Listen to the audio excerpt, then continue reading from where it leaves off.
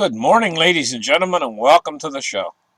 Glad to have you guys here on this Monday, the 29th of March, 2021. Well, March is almost done, you know? And fantastic news today, guys. A global catastrophe has been averted. Congratulations to those men who worked really hard to get the boat, the giant, enormous ship. I mean, it was blocking the Suez Canal. They freed it. I'll tell you, I'm a little bit in disbelief that they could actually free something that large. But I think the tide helped them a lot, and they moved in many tugboats and stuff, and they really worked hard to get it free, and they did an excellent job. They've averted a global catastrophe, quite seriously. And so the Evergreen is free, and I guess it's going to take a week or two to unblock the ship traffic that's blocked on both sides of the Suez Canal to move them through. It's basically an oceanside traffic jam.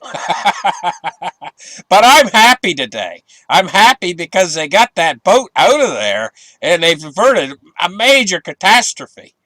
30% of everything that supplies the world. And you don't realize what a catastrophe, if that was plugged in there, I mean, what could have happened?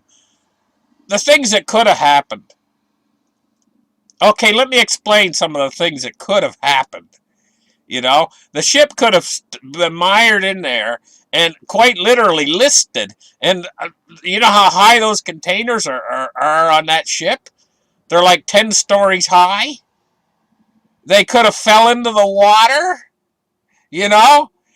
and polluted the water, and the thing could have listed on its side, and something that big, if it lists on its side, you're never going to get it out of there. It could have been in there for 6 months.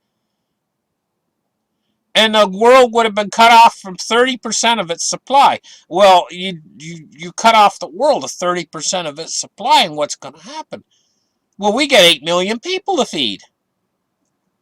I mean 8 billion, I'm sorry, 8 billion people to feed. Who's not going to get their dinner? 30% of the world's population.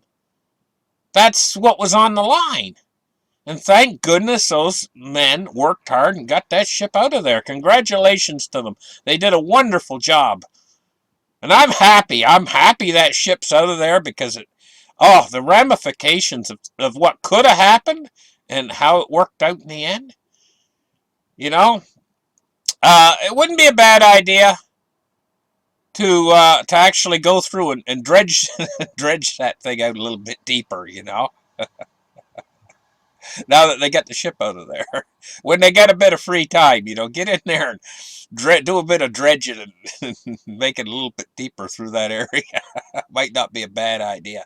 Anyway, let's move on with the show, and let's get started. Let's open up the charts right here. Take a look at what's going on. Silver price took a steep decline today. It's down 46 cents. There's no reason for this. Maybe it's the big interests that are in silver that are showing us just what they can do if we try anything, like the GameStop thing, remember? Well, they showed you their power, and now that maybe they decided they were going to go after silver. We've never seen silver suppressed harder than it's been ever since then. I mean, they have power. They could drive silver down to a penny. But that doesn't mean there's going to be a whole bunch of silver out there to buy at a penny. There'd be none. And in fact, they're driving the price down right now. Is just going to increase demand on the physical metal because people are using it as a hedge against inflation, and that's why a lot of people are buying it because they see massive inflation coming. There's not very many ways out in order to have a hedge against inflation.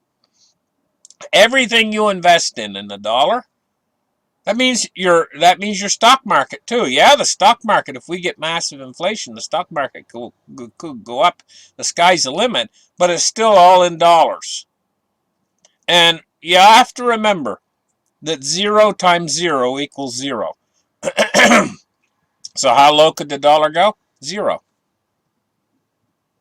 So it doesn't really matter. Your hedge, though, against that inflation is always going to retain your purchasing power. And this is a hedge. This is one of the hedges, one of the main hedges against inflation. There's only three main hedges against inflation: gold, silver, and cryptocurrencies. Those are the only three main hedges. Now, there's other hedges, things like copper and farmland and there's other things, but these are the three main hedges. The quick door out if you want to get out of the dollar and into a hedge against the inflation that's coming. And I'm going to tell you guys, massive inflation is coming. This blocking of the ship for about a week is going to cause more inflation. But being as they got the ship free, it's not going to set the massive inflation free that it would have if it had stayed stuck. That would have really pushed the inflation up quicker. Okay, so that's a really good thing. We got that ship free. Really good. I can't begin to tell you guys.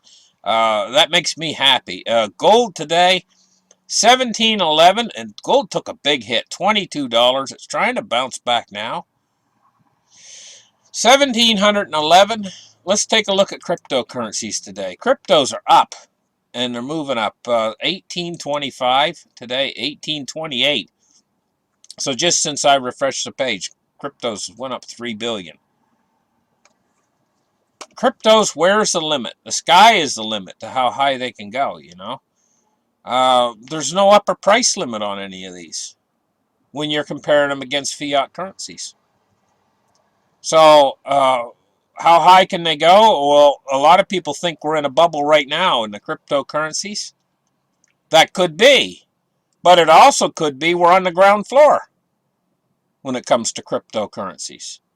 It's hard to establish an actual price limit on cryptocurrencies. How high can they go? Well, the sky, there's no limit. There's no overvaluation on cryptocurrencies like there is in the stock market.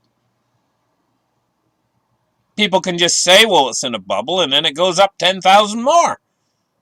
And they say, well, maybe it wasn't in a bubble. Well, it's in a bubble now, and then it goes up 10,000 more. And they're like, okay, when is it in a bubble? I mean, you don't know. There is no bubble because there's no valuation. It's hard to get your head around something like that. Okay, let's take a look now at the Dow Jones. The Dow Jones is down 155 points today, 32,917. And anyway, if we take a look, if we go into the, let's see if we can get a long-term chart here. Let's go out.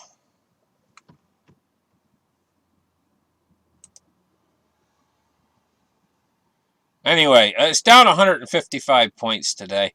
Let's take a look now at crude oil today, $60.41, and it's down 56 cents today. This is really this opening of the Suez Canal is really for far as oil prices are concerned. I expect these oil prices to come down probably to 58, 57. It wouldn't surprise me a bit, now that this canal's been opened back up again. Let's take a look now at the MOVE index. 61.49 today and going along kind of sideways. It's up a dollar. It's up 1.95% or 1.95. It's up 3.28 basis points. Let's take a look at bonds and rates today. We're seeing the bond yield starting to creep up again. We're back up to 169, almost 170 on the U.S. 10-year. Up almost 4 basis points today. We got to keep our eye on that 10-year. Starting to go up again. I'm going to tell you, this could cause a crash in the markets. This is why we got to watch. We're right on the edge. Probably when it gets up around 2% or starts to approach 2.2% on the 10-year, that's when it would cause a crash in the markets. This could, And so we're under that point right now, but every day we move up, it puts more and more pressure on the markets.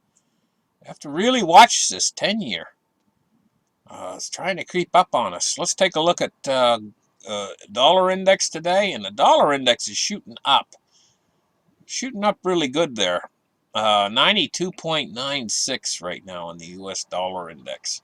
Why they want the dollar so bad, I don't know, because it's mathematical certainty that the dollar is going to go down in flames at this point. It's a mathematical certainty. The only way to avoid it, there is a way to avoid it and make the dollar super strong. And that's to let the system collapse. But then your dollar wouldn't be super strong anyway, because everything would be in an utter state of collapse. Yeah, you got a strong dollar, but where would you spend it if the system fell to pieces?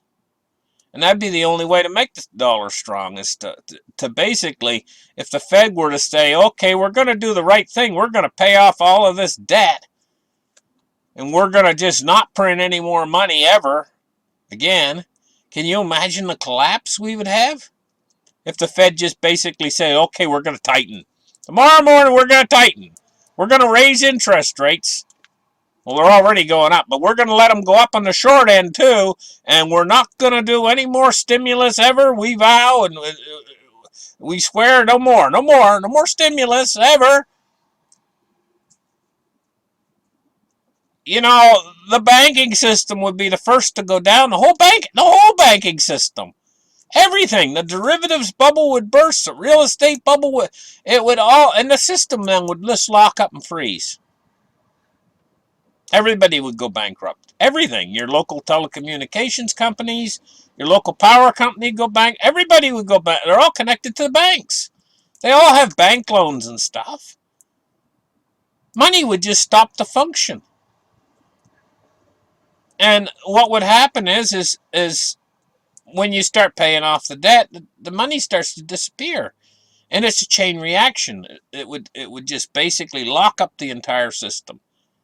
I mean, back in 2008, they couldn't let that happen, because it would have locked up the entire system and destroyed basically the whole financial system.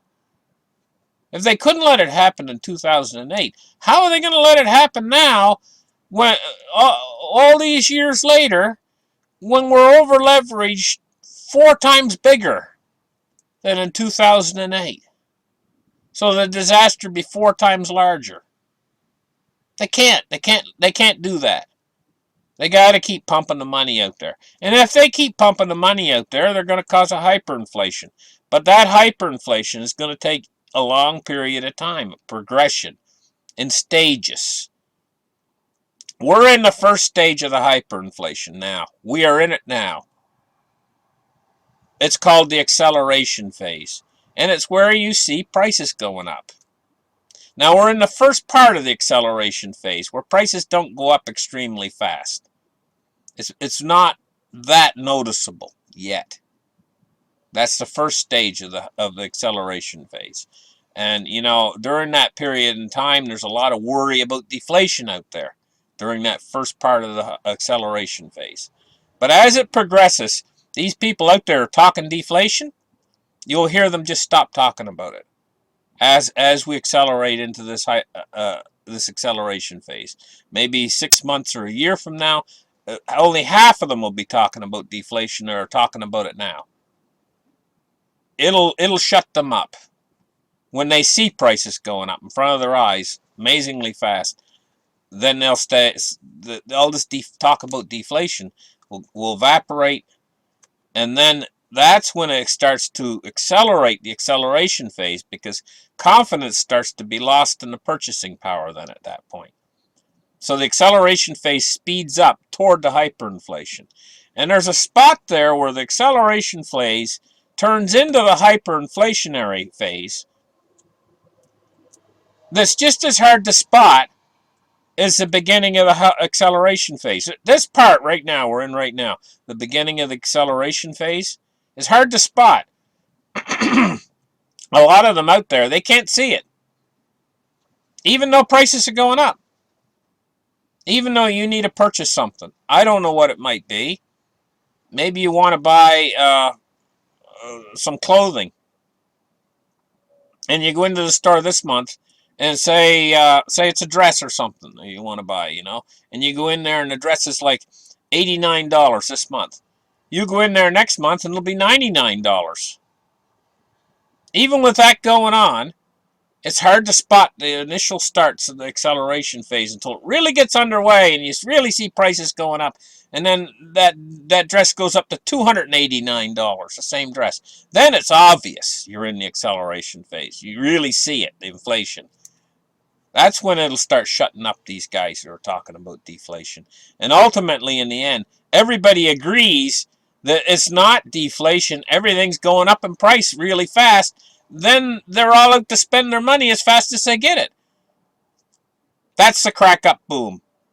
That's your hyperinflation. It's here then. And when it becomes clearly obvious to everybody, that accelerates it because everybody wants to spend as fast as they get their money. And no more savings anymore at that point.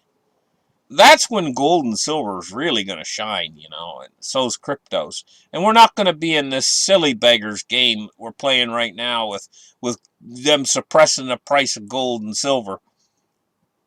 That just ain't going to happen anymore. Once we progress toward the latter stages of the acceleration phase and the initial stages of hyperinflation, they're not going to be able to suppress the price any longer. They can move that paper price anywhere they want to move it. There will be a complete separation between the physical price and the spot price. The spot price will be meaningless, and it'll be how much do you really have to pay for your silver or gold if you really want it. You know, if you want the physical. And it won't have anything to do with the spot price then. Maybe they'll let the spot price go free then, and maybe they'll let it come up to match the price that the silver and gold is being paid for in the real open market at that point in time. You know, it might be just ludicrous to suppress it any longer because they can't. So that's where we're going, guys. Thank you guys for listening to the show. Like and subscribe, and we'll catch you guys in the very next episode. Bye-bye.